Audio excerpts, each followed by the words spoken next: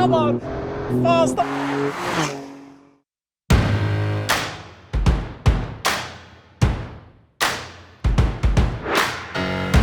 Welcome to Brands Hatch. Over the years, it's been host to everything from Formula One to truck racing, but today we've been invited by the good guys at Alfa Romeo to come and test their flagship SUV, the Stelvio Quadrifoglio. But they had a secret challenge for us, which was to set the lap record for a production SUV around Brands Hatch.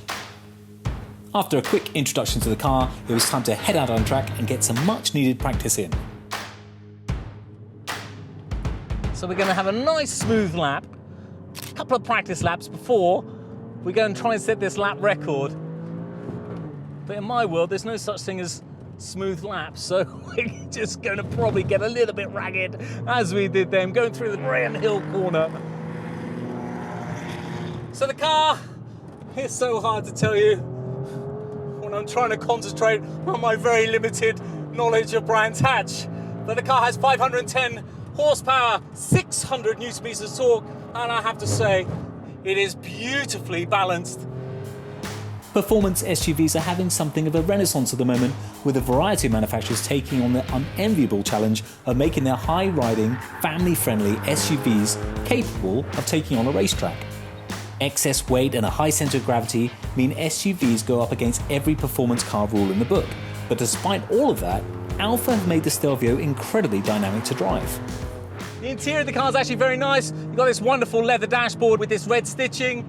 And I gave it a little bit of stick when the car first came out, saying that perhaps the quality's not quite as good as some of the German competitors out there. But overall, I think I was a little bit harsh with my initial assumption. The car also comes with Alfa Romeo's DNA system, which allows you to set up the car for a variety of different driving conditions. Today, as you would imagine, it's in race mode. But that's not the only race-inspired part of the car. This particular car's got carbon seats. They're sports seats as an optional extra. They come at a cost of £3,250.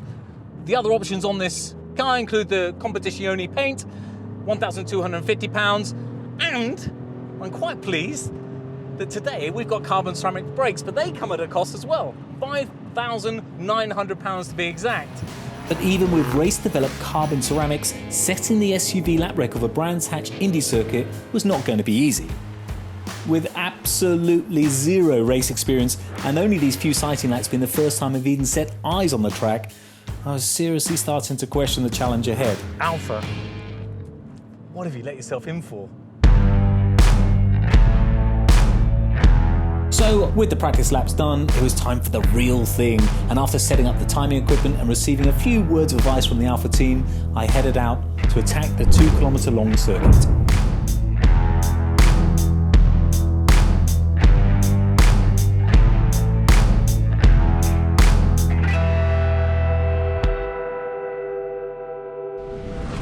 Fast lap attempt. Paul Woodman for Lovecars. Here we go. Oh, I got to brake late. I don't like braking so late. I want to see my kids again. They're hard on the brakes and I broke too early, but it's okay and we can just about get away with that. And we're going to go hard on the power now, and that's possibly the best corner in the whole of motor racing, because it is just, who says about Eau Rouge paddock at Brands Hatch is just absolutely epic. I'm going to push this hard. Wow, the guys at Alfa Romeo got a lot of faith in me to get this lap, because wow, we went a little bit sideways there. We're going to push hard there. We're going off the track to try and get it to as... I actually felt pretty good on my first lap, and I was hoping I was fast enough to go sub 58 seconds. And we're going to try and keep this tidy around the final. We've got to get the power down more. We've got to get this flying lap faster, faster. Come on, come on. There's plenty of power there. 510 horsepower, 600 newton meters of torque, and it weighs 1,830 kilograms. And I hope these carbon ceramic brakes stop. Oh, that's hard on the brakes there. We're going to go down a couple of gears down into the most incredible corner ever. Come on, Paul. You can do this. Bring home the bacon for Lovecars.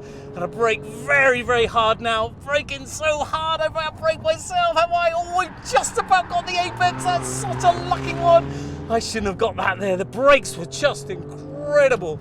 I'm very pleased we got these carbon ceramics, and I've ran wide again there. But it's okay, I can get away with it so much.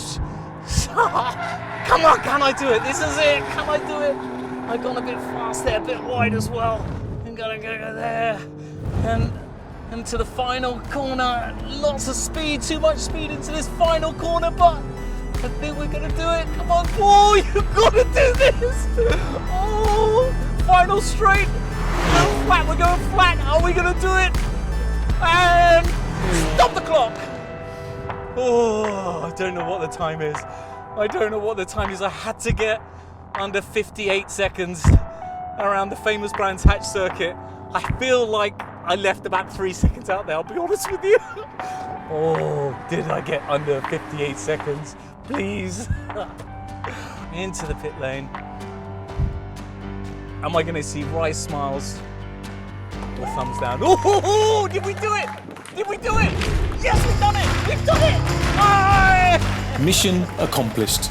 I was now officially the production SUV lap record holder at Brands Hatch.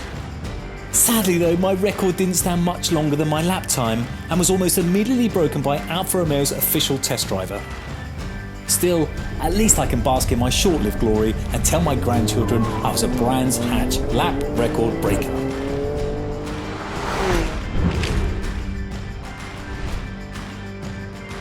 As for the Stelvio, it really is incredible that a car such as this can excel on a racetrack, an environment that should push an SUV completely out of its comfort zone. And it doesn't just manage to cling on, it really does feel at home here, as well as manage to keep pace with many out-and-out performance cars. So, why not have a stylish Italian performance car that's practical, has a big boot, fits kids in the back, is under £70,000 and is breaking lap records all over the place?